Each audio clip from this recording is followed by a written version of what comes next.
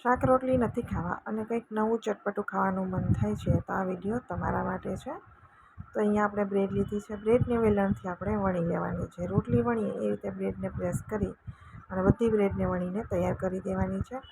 હવે આપણે એના માટે શાકભાજી કરીશું. તો ગાજર એકદમ ઝીણું ઝીણું સમારીશું. થોડું ગાજર એમાંથી આપણે પાછળથી એડ કરીશું એટલે કાઢી લઈશું. અહીંયા લીધું છે શિમલા મરચું, એ પણ એકદમ બારીક સમારી અને થોડું કાઢી લઈશું. સાથે બાફેલી મકાઈ, જેને આપણે અધકચરી હોય પીસી લીધી છે, એમાંથી થોડી બચાવીને સાઈડમાં રાખી દીધી છે. કાચું બટેટું છે, એને મેં ગ્રેટ કરીને લીધું છે. તમને ડુંગળી પસંદ હોય તો અહીંયા ઝીણી સમારેલી ડુંગળી લેવી શકાય. અને બધા શાકભાજીને આપણે સરસ રીતે મિક્સ કરી દેવાના છે. તો એકદમ કલરફુલ આપણું સ્ટફિંગ બનશે.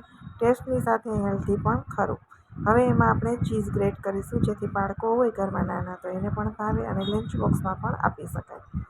તો અહીંયા ચીઝ 2 ક્યુબ મેં પ્રોસેસ ચીઝ આવે છે અમૂલની, એ ગ્રેટ કરી છે. સાથે 1 ચમચી chilli flakes, oregano, pizza herbs અને થોડું સ્વાદ પ્રમાણે આપણે મીઠું નાખીશું, વધારે નહીં નાખીએ. બધી જ વસ્તુને આપણે છેલ્લે મેં મરીનો પાવડર નાખ્યો છે. બધી વસ્તુને સરસ રીતે મિક્સ કરવાની છે, જેથી ચીઝ છે એ સરસ રીતે મિક્સ થઈ. તમે જોઈ શકો સ્ટફિંગ તૈયાર છે. હવે આપણે અહીંયા લોટ તૈયાર કરીશું સ્લરી માટે.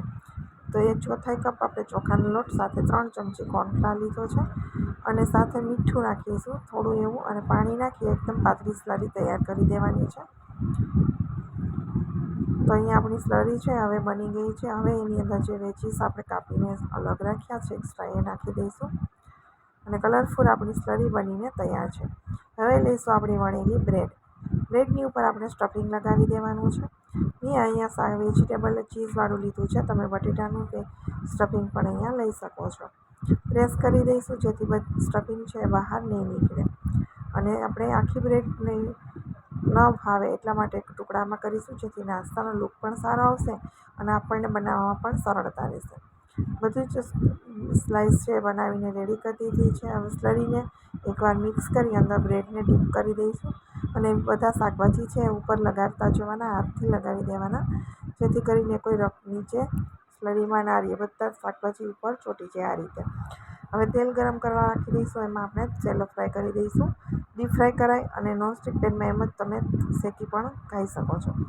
તમને નાસ્તો કેવો લાગ્યો છે કોમેન્ટ બોક્સમાં જણાવજો. મારી ચેનલને સબસ્ક્રાઈબ જરૂરથી કરજો. વિડીયોને વધુમાં વધુ લોકો સાથે શેર કરજો. એકદમ યુનિક પ્રકાર આપણો નાસ્તો બનીને તૈયાર થઈ ગયો છે. મોઢામાં પાણી લાવી દે એવો સરસ બનીને તૈયાર છે એકદમ નવો નાસ્તો.